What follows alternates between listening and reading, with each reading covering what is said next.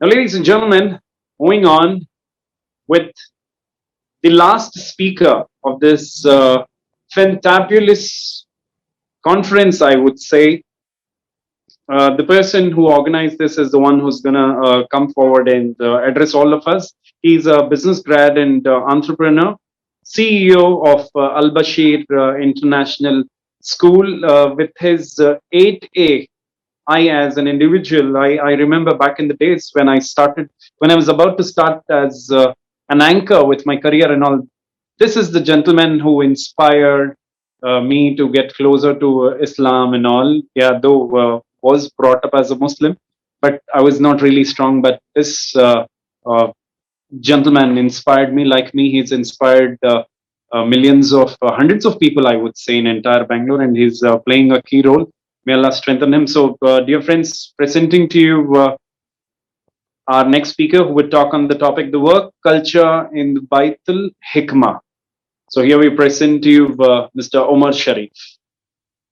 So we're coming up with a lot of one-day webinars, e-learning as well. Walaikum salam. Thank you for brightening the screen with your presence, Omar bhai. Pleasure to have you here. And thanks a lot. A lot of people are really enthralled with what is initiated, and this is going to be an historic moment, inshallah. This is going to get larger than ever in the coming future. Over to you. Alhamdulillah. Alhamdulillah. Indeed, all praises and thanks be to Allah. And I must thank you, Brother Asif Beg, for having conducted the program very nicely. MashaAllah ta'ala. Anyway, I'll keep the best to the last. I have to thank at the end. Now I will finish my talk, inshallah ta'ala. As I was hearing to various speakers, my heart was moving to different ends.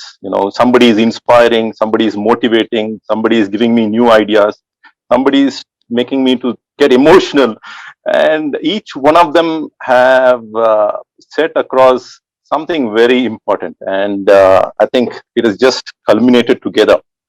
So coming to the topic, what is my topic? Topic is the work culture in the Baitul Hikmah. Why am I talking about Baitul Hikmah? Baitul Hikmah was a center of learning towards the 8th century. It was there in Baghdad. It was in the city of Baghdad, and during the time of Abbasi Khilafah, during the time of Abbasi Caliphate. So that was a time when Islam was having the golden age of Islam. When Europe was in dark ages, Islam was shining in glory. So that was the period from 8th century CE, that is Christian era, up to the 14th century. So what really moved the people to do something amazing? So I was trying to read a lot of things in this regard until I understood that there is a very important aspect in the way they worked, the way they established the work culture.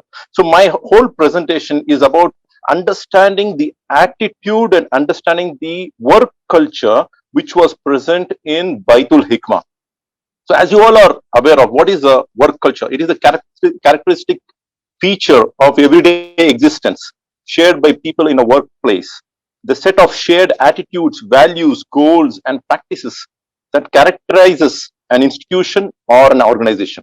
So it is basically the culture which is there in the workplace is what we are going to talk about. I must say that the people who were running the Center for Learning of Baitul Hikmah, the Caliph Al-Mamun, although we have a lot of differences with him because of his inclinations towards Mu'tazila school of thought and imposing a very strong inquisition against those who don't adhere to his understanding of the Quran. So we have our differences with him with regards to his inclinations towards his Aqidah and his methodology towards dealing with some of the scholars like Ahmad bin Hanbal, Rahimullah, and all of that. Those are all the negative aspects which everybody condemns it, including the non-Muslims, they condemn it, okay? Nobody likes oppression. All people of this world, irrespective of any caste, religion, or race, everybody hates and condemns oppression. Unless until the person is a criminal, nobody will condone oppression. So if you read the history of Baghdad, we come across that the negative aspect is something which we need to talk about in a different lecture.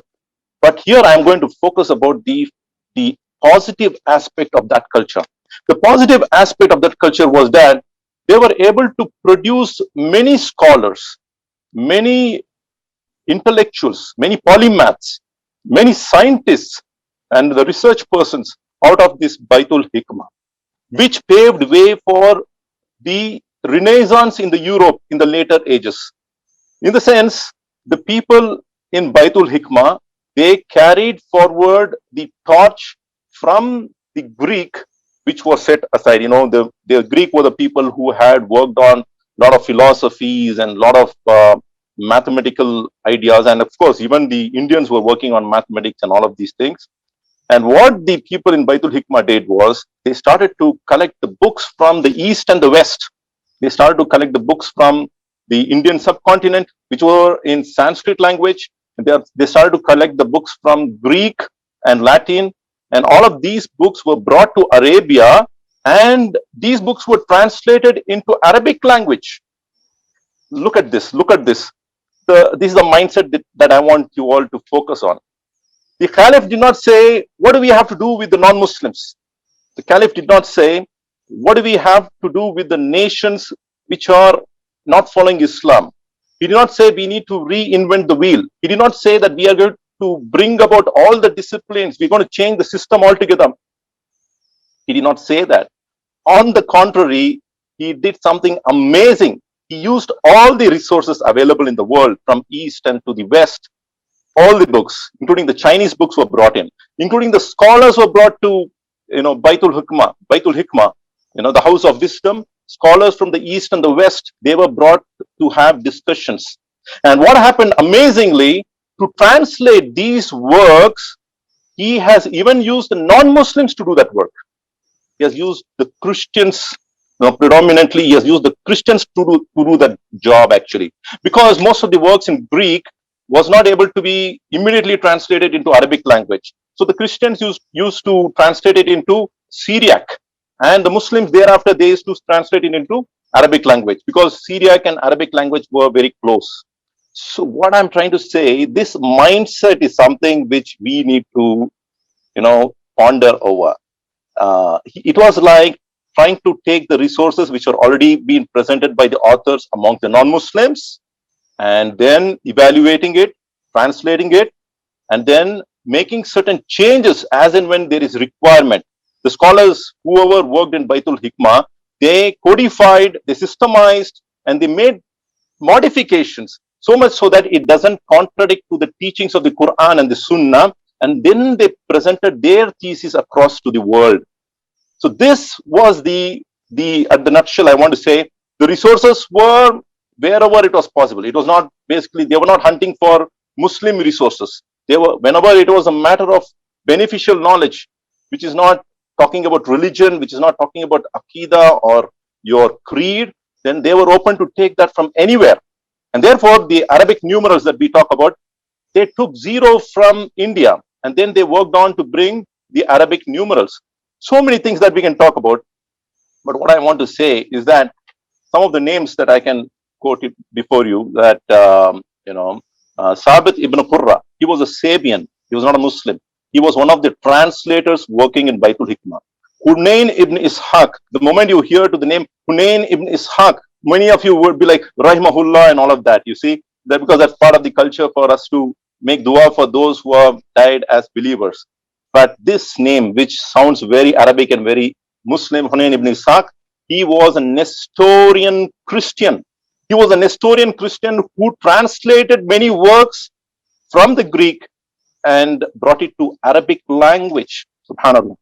And these were the people who really brought in a culture which actually, which percolated across the globe. It even went to, to Spain, Andalusia. And that's where you got Ibn Khaldun. Ibn Khaldun was a person in his Muqaddimah. It's a very famous book which he has written. And he was the father of a person who could, a historian who could elaborate about the rise and the fall of civilizations. He was the first person to propound that. And the people of sociology read him extensively even till date. Then you have Ibn Sina. who died in 1037. He died, and Avicenna, he's very famously called, and he wrote the book Al-Qanun, which was referred until the 19th century. And all of these people were the fruits of Baghdad. And what did they do? They presented knowledge as it is. They did not say this knowledge belongs to Muslims. They did not say that we will only take from the Muslims. They did not do that. They took it from the whole world and they gave it to the whole world. And this is the attitude. This is the attitude of a very prosperous generation. This is the attitude of a generation which would impact the masses. And this is what the vision I feel is missing in our community today at large. When I'm saying our community, I'm saying the Indian Muslim community. Indian Muslim community, basically, we always want to see Muslim. Yeah, I would like to engage with a Muslim. He's from which Aqidah? Then I would like to engage. Look, when you want to teach mathematics to your children in your school, or you want to teach English poetry to your children in your school, you want to see religion there, or you want to see proficiency? You want to see competency. You want to see aptitude in teaching. You have to see aptitude. Look, we all are making mistakes over a period of time. We all are making mistakes over a period of time. And that's quite possible because we keep thinking and we keep growing, we keep learning, and that keeps going on. So that's how it is. So now I want to, I don't want to take much of your time, no matter how emphatically I'm going to present it. It's already time, but still I want to brush through some of the very various very important aspects of that culture. So one of the things that they understood was that unity in God. They believed and understood that there is only one God to the entire humanity. So that brought them together. People from across the world, from Egypt and from Persia and from various parts of the world, they came together to develop Baghdad. Because Baghdad was the center, Baghdad was the capital city of the Abbasi Khilafah. They moved on from Damascus, which was there earlier by the Umayyad. They brought Baghdad as a very important city. And then the unity of humanity, they brought in people to work together. Because based on the Quran, in Surah Al-Hujurat, Allah subhanahu wa ta'ala says, Ya ayyuhan nas, inna khalaqnakum min dhakarin wa untha, waja'alnakum shu'uban wa qabaila lita'arafu, inna akramakum indallahi attaqakum, inna Allah alimun khabir. The translation of this is, O mankind, Ya ayyuhan nas, inna khalaqnakum min dhakarin wa untha. We created you from a single male and single female. Then we multiplied you into nations and tribes so that you may know each other. And the best amongst you is he who has got taqwa. So this is a very important thing. They had a special bond with the Muslims based on their faith, because the Islamic polity was based on religious affiliation rather than nationality or race. They were not looking at the color. They were not looking at which place he was coming from. They did not look at which language he was speaking. Nothing. It was a cosmopolitan city that they were building up. And that happened amazingly, even with the non-Muslims living there as part of being citizens of that state. That is a very important mindset that we need to have. Ya ayyuhan nas concept. Yeah, we need to have that concept. Oh people of the world, we are there to interact with you. We want you to contribute to the benefit of us, and we want to contribute to the benefit of you, and we want to collaborate together. We want to prosper together. That is the attitude which was displayed by the Khalifa of the time. Then unity of purpose. The first is unity in God, then unity in humanity, and unity on purpose. They built the empire based on one purpose, that was to development and progress and to engage in common good, common minimum program. How do we get that? Allah subhanahu wa ta'ala says in the Quran in Surah Al-Maidah chapter number 5 verse number 2, وَتَعَاوَنُوا عَلَى الْبِرِّ وَالتَّقْوَى وَلَا تَعَاوَنُوا عَلَى الْإِثْمِ وَالْعُدْوَانِ. Come together, help one another in piety and God consciousness, and do not help one another in sinning and transgression. So this is the concept. You can collaborate with anybody as long as the purpose is noble. You can collaborate with anybody, but you cannot collaborate with good people also if the purpose is evil. So with this concept, they were able to, and I have a lot of references to share with you. I have to say that not only Al-Mamun, even the previous caliphate that was Harun al-Rashid, rahimahullah, and the previous Al-Mansur, all of these people, they had very strong relation with the emperors of the time. They had correspondence. Al-Mansur had correspondence with the Byzantine emperor, and he requested for a book written by Euclid, the book on elements, and that book was gifted by the emperor. And Harun al-Rashid, he had very good relation with the Emperor Charlemagne, and he even gifted him, a clock. And all of these things are historically recorded, my dear friends. So the Muslim Caliphate was having very good relationship because of the trade. They were having good relationship with the people amongst the non-Muslims also, because they were engaging in trade and commerce. And at the same time, they were also expanding their territory based on justice. When they wanted to go and rule the land, the Christians of the land, they said, like, we want you to rule the land. So this was a mindset in itself, because of which we had great polymaths. We were not having people who are just restricting themselves to one discipline. They were polymaths. Ibn Khaldun, Ibn Sina, Ibn Rushd, who is called as Averroes, then Al-Farabi, Al-Ghazali. Look, if at all you read their life, sometimes you will come across some of their names, it is connected with one school of thought. But we don't have to hate anybody. We can discredit or dismiss some of the mistakes what they've done. But at the same time, we have to make dua for the people. We have to make supplication that Allah forgives their mistakes and errors. And that is the level of, the level of brotherhood that we can display for those who have preceded before us, isn't it? So, the Jewish culture was also prospering during the times of the Abbasi Khilafah.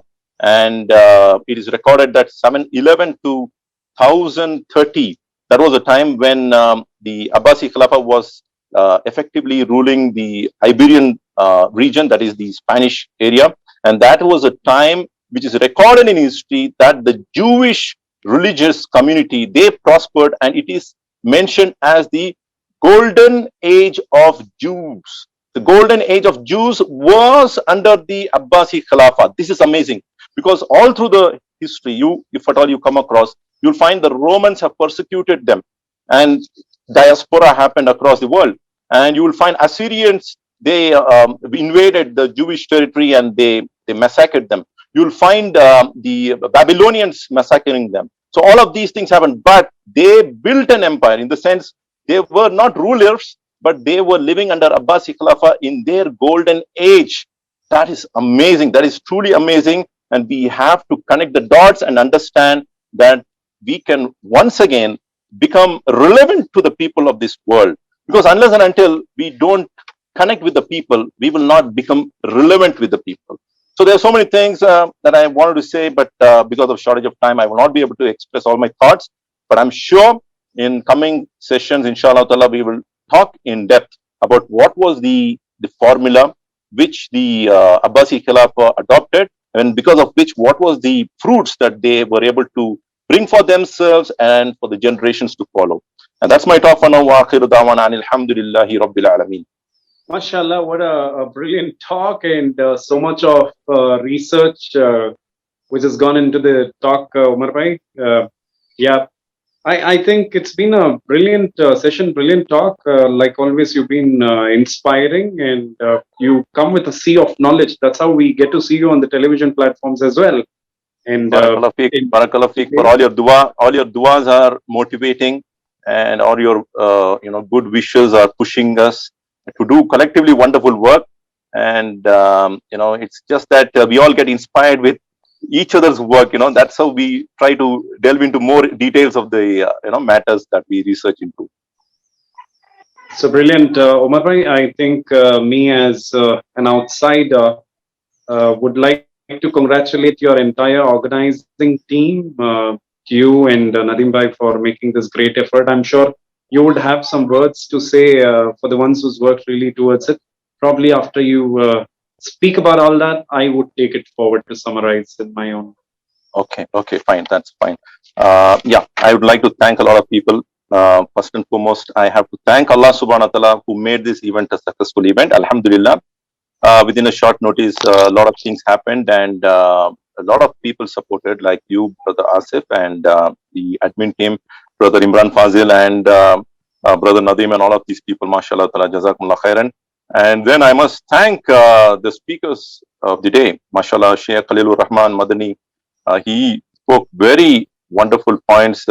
He's a simple person, and but with great knowledge and wisdom, mashallah ta'ala. And people like him have to be promoted much for for people to benefit from. And then we have Ustad Nisar Nadiadwala, Hafizahullah, Barakallah Fiq. He is, if I have to say I have a mentor, then it is Nisar Nadiadwala Bhai, actually. He has been always guiding and trying to correct me, although I realize it pretty late. So Alhamdulillah, it has been wonderful experience all through. Then I thank Sheikh Abdul Qadir Umari, mashallah ta'ala. He presented about Imam Bukhari, rahmatullah alayhi, wonderful, but he needs more time, inshallah, in the coming days. Dr. Amanullah Khan, alhamdulillah, barakallah fiqh, he brought the whole thing into a different dimension altogether. I mean, the elevator, not the elevator, the escalator, when you saw it, and it brought in so much of humor and so much of realization, and that's what a person needs to go through, isn't it? So it really impacted a lot, and his session really motivated a lot. Barakallah Fiqh. We must engage in more such, events, inshallah. Of course, Sheikh Arshad Bashir Madani, Hafizahullah, he has been, talking about the aspects of fiqh with regards to using the e-platform. That's what, and with regards to using the, ICT, what are the matters of fiqh? To what extent can we use all of these things, and what are the limitations? He was very scholarly in his presentation, alhamdulillah, as usual. Then we have Brother Muhammad Azhar, jazakumullah khairan. He has been a person who has been extensively participating in various conventions which were held across the nation. He engages with a lot of people amongst the non-Muslims and Muslims. Mashallah, he has got a pretty good knowledge of what's happening around. And of course, we would love to have a lot of sessions, particularly with the aspect, we might have certain areas where we have differences of opinion with regards to certain disciplines, but that has to be had in a academical level of discussion. We would love to have that kind of discussion. Sheikh Abdul Latif Madani, Hafizahullah, wonderful. He too participated in a beautiful way.